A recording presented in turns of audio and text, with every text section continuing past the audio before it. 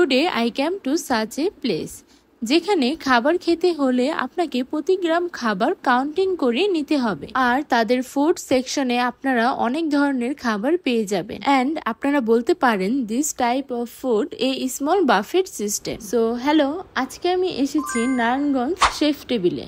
আর এটা লোকেশন হচ্ছে নারায়ণগঞ্জ আলমাস পয়েন্টের টপ ফ্লোরে। আর আপনারা এখানে অনেকগুলো ফুড কোর্ট পেয়ে যাবেন। আমি গ্রিনস অ্যান্ড সিডস থেকে তাদের খাবারগুলো ট্রাই করব। আর এখানে খাবারের সিস্টেম হচ্ছে পার গ্রাম খাবার 99 পয়সা কাউন্ট করা হবে। নাও আমি ফুড সেকশন থেকে খাবার নিয়ে নিব।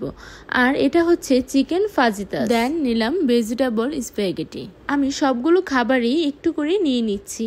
এরপর আমি নিলাম চিকেন উইথ মাশরুম। সো এখন আমি দেখছি আর কোন খাবারটা নেওয়া যায়। সো আমি এখান থেকে একটু মিক্সড সালাদ নিয়ে নিচ্ছি। তাদের সালাদে 3-4টা আইটেম ছিল, কিন্তু আমি মিক্সড অ্যান্ড একটু চিকেন সালাদ নিয়ে নিচ্ছি। আর এই পাশে ছিল কোল্ড চিকেন পাস্তা সালাদ, আর এটাও আমি একটু নিয়ে নিচ্ছি। তাদের সালাদের আইটেমগুলো ভালো লেগেছে। আর এখানে রাশিয়ান সালাদও ছিল।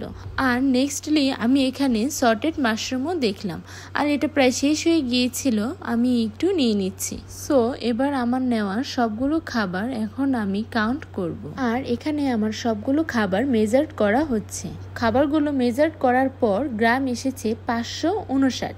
আর 559 গ্রামকে 99 পয়সায় কাউন্ট করলে হয় 553 সামথিং। বিল পে করার পর এখন আমি একটা টেবিলে বসে খাবারগুলো টেস্ট করব। এট ফার্স্ট আমি ভেজিটেবল স্প্যাগেটিটা খেলাম, দেন আমি রাশিয়ান সালাডটা খেয়ে দেখব।